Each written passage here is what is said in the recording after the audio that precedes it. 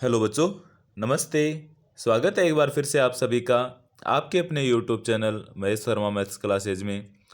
बच्चों, जैसा कि आप सबको विदित है कि हम पिछले कुछ दिनों से सुबह 8 बजे कक्षा 6-7 की मैथ्स के वर्कबुक का अध्ययन करते हैं।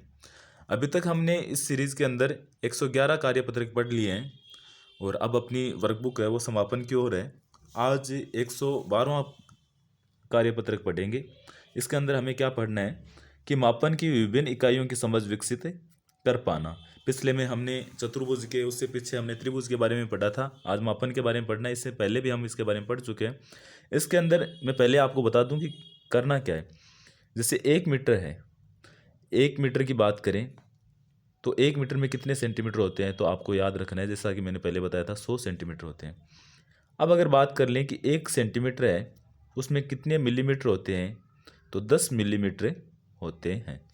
उसके बाद में अगर अपन बात कर लें कि 1 किलोमीटर है, उसमें कितने मीटर होते हैं, तो वो 1000 मीटर होते हैं। एक तो ये याद रखना है। उसके बाद में जैसे हमें याद रखना है कि 1 किलो है, उसके अंदर कितने ग्राम होते हैं, 1000 ग्राम होते हैं।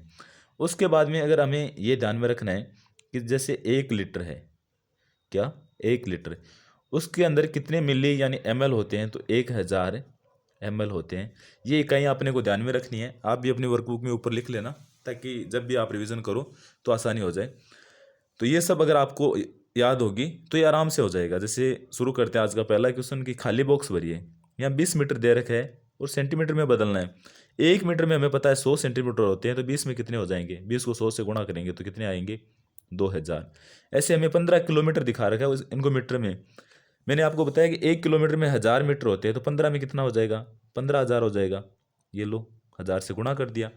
अब 600 सेमी को मीटर में बदलना है। हमें पता है कि 100 सेमी में 1 मीटर होता है, तो 600 में कितने हो जाएंगे, 6 मीटर। बहुत ही ईजी है ये। उसके बाद में जैसे 35 मीटर है, इसको सेमी में बदलना है। हमें पता है कि 1 मीटर में 100 सेंटीमीटर होते हैं, तो 35 में कितने हो जाएंगे, 3500। तो ये लो 3500, 100 से गुणा कर दिया। अब 2000 मीटर में हमें किलोमीटर पूछा है। हमें पता है कि 1000 मीटर के अंदर 1 किलोमीटर होता है, तो 2000 में कितना हो जाएगा, 2 किलोमीटर। ऐसे 4000 मीटर में कितना हो जाएगा, तो 4 किलोमीटर। ऐसे दूसरा क्वेश्चन दे रखा है हमें कि ग्राम को किलोग्राम में बदले। हमें पता है कि 1 किलो है,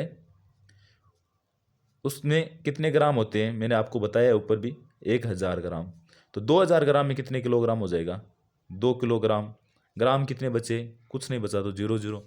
ऐसे 1580 ग्राम में, तो 1000 का तो हो गया 1 किलोग्राम, ऊपर 580 बचे, वो यहाँ लिख दो 580 ग्राम। ऐसे यहाँ 1810, तो 1000 का तो 1 किलोग्राम ये हो गया, ऊपर 810 बचा, तो ये यहाँ लिख दो। ऐसे ये करना है। 3500, तो 3 किलोग्राम और 500 ग्राम। या 4550, तो ये 4000 का तो 4, 550 का 550 यहाँ लिख दो। ऐसे यहाँ है 6080, तो ये लो 680 आगे वाले में लिख दो, ये ग्राम हो गया। ऐसे हमें दे रखा है कि किलोग्राम को ग्राम में बदले। हमें पता है कि 1 किलोग्राम में कितने ग्राम होते हैं, 1000, तो 18 किलोग्राम में कितने हो जाएंगे, 1000 से गुणा कर देंगे तो 18,000 ग्राम। 21 में तो 21,000 हो जाएगा। ऐसे 29 में तो आप बोलोगे सर ये तो 29,000 हो जाएगा। ऐसे 33 में कितना होगा, तो ये 33,000 किलोग्राम हो जाएगा। तो 41 में ये 41,000 किलोग्राम। ऐसे 65 में तो 65,000 किलोग्राम। बहुत ईजी है ना। ऐसे चौथा क्वेश्चन है, 1 लीटर को मिलीलीटर में बदले। हमें पता है कि जो 1 लीटर होता है उसके अंदर 1000 ml होता है, जैसा कि मैंने आपको शुरुआत में बता दिए। तो 3 लीटर, 1 लीटर में 1000 है, तो 3 लीटर में 3000। ऐसे 5 लीटर में तो 5000। 13 लीटर में कितना होगा, 13,000। तो बताओ 36 में कितना होगा, तो 36,000। ऐसे 48 में कितना होगा, तो 48,000। ऐसे 54 में कितना होगा, तो 54 में 54,000। अब पांचवा क्वेश्चन है आज का अंतिम क्वेश्चन कि मिलीलीटर को लीटर में बदलें। तो हमें पता है कि 1000 मिलीलीटर बराबर होता है 1 लीटर। ठीक है, कर लेंगे। 600 मिलीलीटर में कितने लीटर होगा, तो 0.6, क्यों 1000 का भाग देना है, 1000 में 1, 700 में 0.7, यहाँ दे रखा है 20,000, तो कितना हो गया, 20 लीटर। ये था कार्यपत्र 112, मापन से संबंधित था, मापन की इकाइयों से संबंधित। बहुत ईजी था। आई होप आप सबको समझ में आ गया, अच्छा लगा है। अगर अच्छा लगा है तो लाइक करना, कमेंट करना और अपने दोस्तों के साथ में शेयर करना।